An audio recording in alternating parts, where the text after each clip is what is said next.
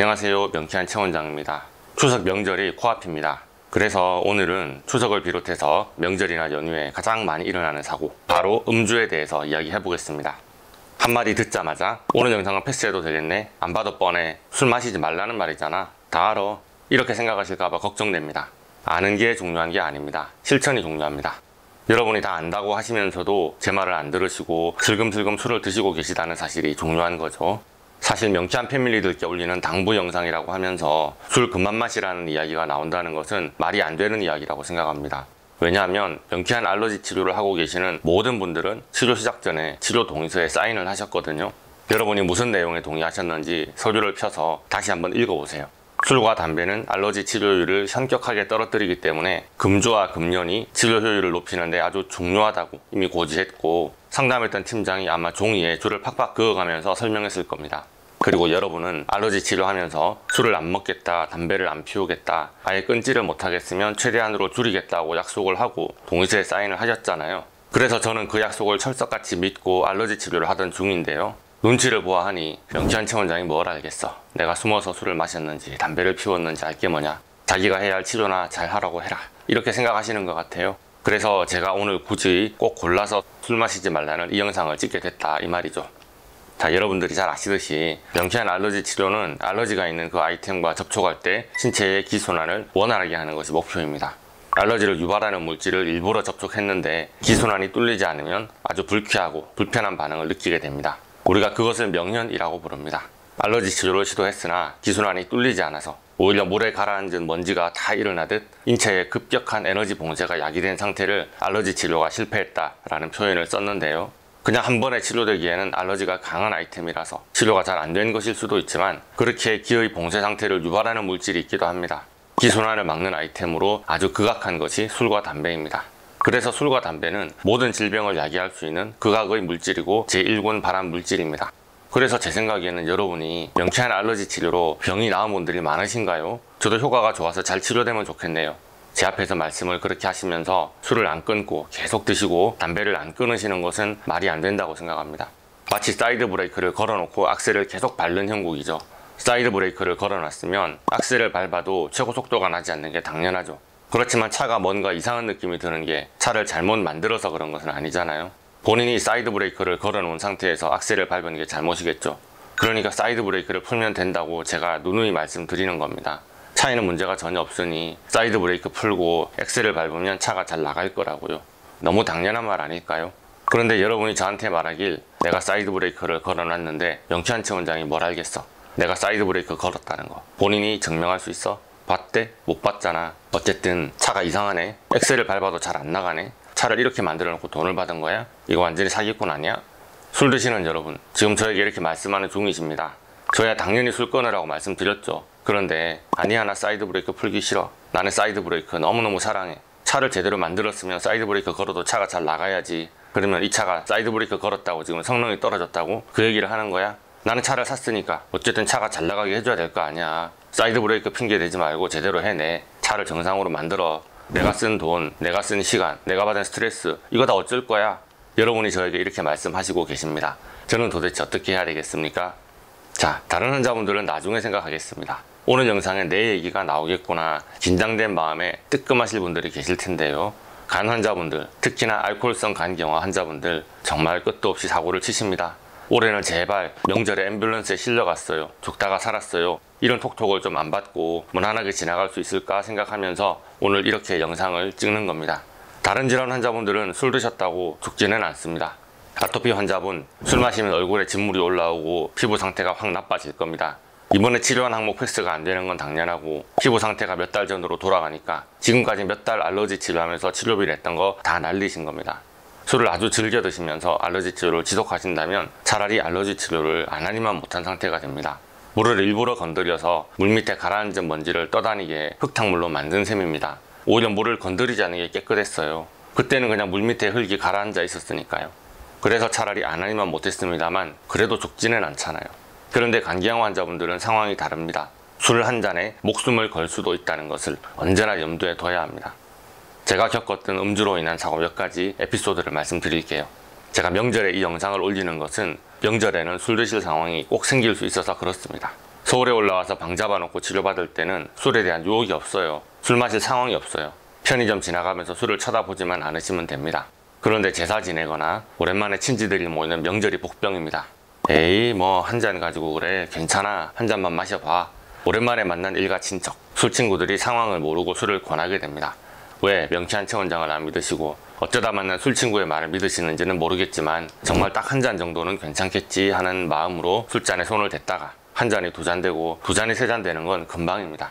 지난 몇 달간, 반년간, 지난 1년 동안 잘 지켜왔던 금주 습관이 한번 깨어지면 기껏 바꿔둔 뇌의 회로가 원래 모습으로 돌아가는 건 금방입니다. 간은 술에 참 민감합니다. 왜냐하면 술을 먹었을 때 해독을 시키는 장기가 간이기 때문이죠. 술을 마시면 술이 응급상황 1순위의 해독 아이템으로 단번에 등극하게 됩니다. 간은 인체의 화학 공정이라고 하는데 술을 마시면 간은 아무 일도 하지 않습니다. 간 기능이 올스톱되고 간은 딱 하나, 알코올 해독밖에 안 합니다. 그 일을 제대로 해내지 않으면 간의 다른 기능은 아무 의미가 없는 겁니다. 그럴 만큼 술은 독극물입니다. 특히나 간 기능이 얼마 안 남은 분들께는 그 영향이 너무 즉각적이라서 바로 티가 납니다. 술 마시자마자 배가 실시간으로 부풀어 오르는 게 눈에 보입니다. 복수가 차는 거죠. 술 마시자마자 얼마 남지 않은 정상적인 간에 염증이 생깁니다. 나 고생 좀 했어, 나 무리했어, 간세포 다 망가졌어 하면서 간 수치에 티가 나요. 정말 조금 마셨다고, 정말 입술만 한번 대봤다고 하시는데 치료가 잘 진행되다가 어느 날 갑자기 간 수치에서 반동이 보이고 GGT, AST, ALT 수치가 안정적이었는데 정상 범위를 벗어나 버리고 그 이후로 몇 달간 알러지 치료를 해도 전혀 차도가 안 보이는 경우가 있습니다. 간 클리닉의 초창기 시절에 술을 드시고 명을 달리하셨던 몇몇 분들의 사례가 생각이 납니다. 알코올성 간경화 말기로 복수와 간성혼수가 심해서 가족들의 강권에 못 이겨 가족들 손에 끌려오셨던 분이 기억이 납니다. 음식 때문에 늘 가족과 싸우셨어요. 아, 이런 개죽 같은 걸 자꾸 먹으라고 하냐고 화를 내시고 밤에도 자다가 몰래 나가서 편의점을 다녀오시고 수시로 냉장고 문을 밤에 열었다 닫았다 하시던 분이었습니다. 음식의 통제가 안 되던 상황이니 그분이 어느 날 화가 나서 몰래 술을 드셨습니다. 그러니까 당연히 입원을 하시게 됐죠. 입원하고 나서도 몇 번은 또 퇴원을 하시고 돌아오셨습니다. 그렇지만 결국 그분은 슬금슬금 술 드시는 것을 끊지 못하셨습니다. 어느 날은 갑자기 간성혼수가 심하게 와서 병원에 입원을 하셨다는 말을 들었습니다. 간성혼수인데 단백질이 문제지 왜 그게 술이 문제냐. 살아계셨으면 저한테 삿대질을 하면서 컴플레인을 하셨을 만한 분이십니다. 그런데 어쨌든 간성혼수로 입원을 하셨다는 소식을 마지막으로 연락이 끊겼습니다. 술하면 그분이 가장 먼저 기억이 남습니다. 또 다른 한 분은 알코올성 간경화 말기였습니다. 저혈소판 증상도 있고 식도 정맥류가 자주 터져서 몇 번이나 응급실을 가셨던 분입니다. 결찰술을 하시고 퇴원하신 지 얼마 안 돼서 극도로 식단을 잘해야 되는 상황이었는데 거친 음식은 절대 드시면 안 되는 상황이었죠. 그런데 열심히 금주를 유지하시다가 어느 날인가 말을 안 듣고 그냥 조금 술을 드셨다고 했습니다. 24시간 편의점이 항상 문제죠. 가족들이 잠든 밤에 몰래 편의점에 나가서 술을 사서 편의점 앞에 벤치에서 혼자 앉아 술을 좀 드셨던 모양입니다. 그런데 그날 밤에 그 자리에서 갑자기 피를 토하셔서 다행히도 편의점에서 연락이 와서 그분을 모시고 응급실로 갔지만 얼마 되지 않아서 도저히 손 쓸 수 없는 상태가 되어버렸다, 그런 연락을 받았습니다. 이런 사태가 벌어질 때마다 내가 뭘 잘못했나 하는 자괴감이 듭니다. 자책도 하고요. 돌아가셨다는 연락을 받았는데 제가 마냥 기분이 좋을 리가 없지 않습니까? 그분들과 나눴던 대화를 생각해보면서 대체 내가 어떤 포인트에서 더 말을 잘 해드렸어야 했나, 아니면은 치료 순서를 다른 걸 먼저 했어야 했나, 내가 입원실 안입원을 했더라면 그분이 어디 꼼짝도 못하게 해놓고 그랬으면 그분들을 살릴 수 있었을까? 각종 생각을 합니다만은 죄송합니다만 술 드시는 분들이 문제입니다. 같은 상황에서 누구는 술을 못 끊으시고 돌아가시고 누구는 술을 칼같이 끊어내시고 살아나니까요. 제 문제만은 아닌 것 같고 술을 못 끊으시는 여러분들의 문제인 것입니다. 아마 명절에 술자리가 있을지도 모르겠습니다만 근처에도 가지 마세요. 나는 마시지 않고 옆에만 앉아 있을 거야 하지도 마십시오. 그냥 그 자리에 끼지 마세요. 술 냄새를 맡는 것도 안 좋습니다. 술 냄새만 맡아도 취하는 분들도 있고 술 냄새만 맡았는데 그게 코로 흡입이 돼서 간 기능이 출렁거릴 정도로 위급한 환자분들이 명쾌한 한의원에는 널렸습니다. 아무쪼록 저는 여러분의 생명을 살리기 위하여 이렇게 강하게 얘기하는 점 이해를 해주시기 바랍니다. 제가 이런 내용으로 1분 쇼츠를 올렸습니다. 그렇지만 그것만으로는 마음이 후련하지 않아서 이렇게 정규 영상까지 찍어봅니다. 쇼츠에는 명절에 음식 함부로 드시지 말라는 말씀까지 드렸습니다. 제가 알러지 치료 초창기에는 간경화 치료를 하면서 식단의 중요성을 크게 깨닫지 못했습니다. 그냥 알러지 치료만 중요하게 생각하고 식사는 그냥 자연식 정도만 해보라고 하고 환자분들이 정갈하게 잘 드시는 것 같으면 그냥 그렇게 하시면서 알러지 치료를 같이 해봐요 하고 치료를 진행했었습니다. 그러다가 지금처럼 식단을 확실하게 단속하면서 치료율이 비약적으로 올라갔습니다. 식단을 정확하게 잘 지키는 것은 초기, 중기, 말기 간경화 모두에서 다 중요합니다. 초기, 중기라면 정상으로 살아가기 위해서, 중기, 말기라면 남은 간 기능을 보호하고 일상을 무사히 살아내기 위해서 꼭 필요한 전제 조건입니다. 그냥 수치가 조금 오르는 정도라면 다시 식단을 하고 열심히 치료하다 보면 언젠가는 원래대로 돌아갈 수도 있겠죠. 더 힘든 상황에서도 알러지 치료로 회복되던 중이었으니까요. 알코올성 간경화 환자는 비알코올성 간경화와 시작은 다르지만 결국 먹는 음식의 문제인 것은 비슷합니다.